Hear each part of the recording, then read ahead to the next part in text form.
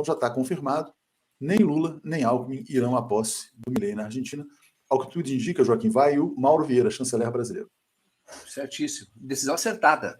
É mostrar, é uma resposta ao que o Milei disse, e é uma resposta, e todas as ameaças, né? Eu disse, pessoalmente, atacou o Lula pessoalmente, com ofensas gravíssimas, e é uma resposta também à ameaça que ele faz a uma política de Estado, que é o Mercosul, você romper com o Mercosul, romper com o Brasil, não ter relação com o Brasil, como disse o Brasil e a China, o que é uma burrice sem tamanho. China é o primeiro parceiro comercial da Argentina, o Brasil é o segundo. Uma burrice gigante. Mas, enfim, tá certo, é uma resposta de Estado, dizendo, olha, vai o chanceler, não vai o presidente, nem vai o vice-presidente. E eu acho que, nesse momento, o Lula deve evitar, de fato, a Argentina. Mas eu entendo, nem só por questões de segurança, mas por uma questão de recado mesmo, de Estado, de mensagem. Dizer, olha, ou você, e isso pode até ajudar os argentinos, ou você se enquadra e passa a agir como gente grande, madura, e não como um moleque responsável, como tem agido até aqui. Tá certo? Mas essa possibilidade dele deixar de ser um moleque, eu acho que é bastante remota. Ele, inclusive, falou que o fechamento do Banco Central é uma questão inegociável para ele. Vamos ver como é que a coisa vai. E aqui a Rosa Henrique está dizendo questão de moral, né? O Lula também não deve ir lá, com certeza. Eu vi algumas pessoas defendendo que ele, não, veja bem, então, eu não vi nenhum argumento que me convencesse de que o Lula deveria ir.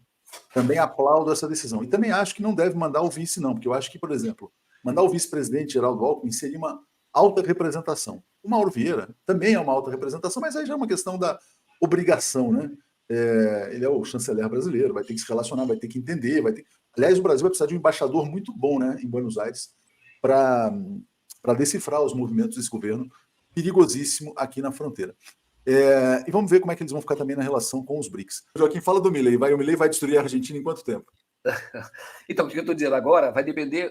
O projeto dele é esse, né? É um projeto de destruição. Mas você vê que ele tem recuado, né? Porque o que acontece? Mesmo o Bolsonaro aqui no Brasil queria destruir muita coisa e não conseguiu. Você teve reação, né? Você tem um país que tem presas, existem pressões, né? E você vê que ele está recuando em relação ao próprio Lula, que a chanceler dele, a futura chanceler, falando, a China. E o que acontece? Ele, se você deixar o Milei pelas forças dele próprio, ele destrói a Argentina muito rapidamente.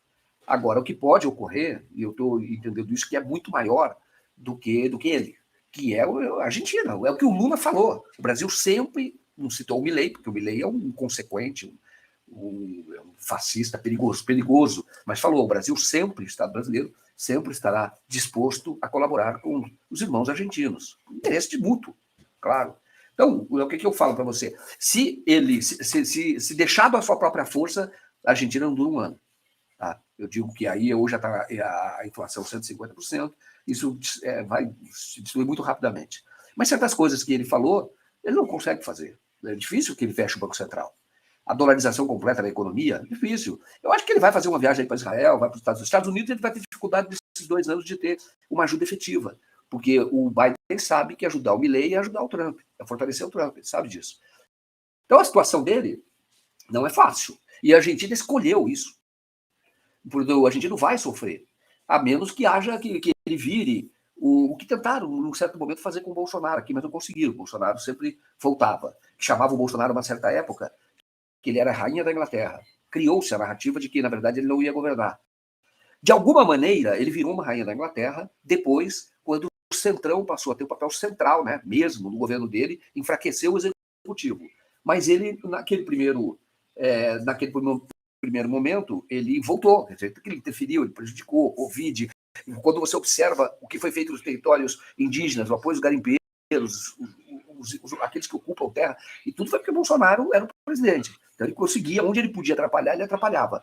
Mas, de qualquer forma, ele também foi contido, né? Ele não conseguiu fazer tudo aquilo que ele queria, e na Argentina, talvez esse caminho, eu apostaria nisso, que vai prejudicar a Argentina, mas também a Argentina tem mecanismos, né, institucionais de defesa.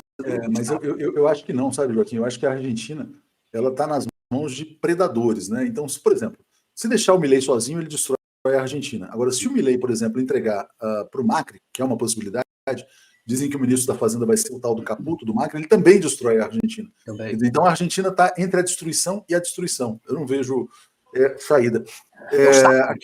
Oi? Neoliberal. O saque neoliberal, né? É isso, exatamente. Que avançar no processo de privatização, isso pode ocorrer.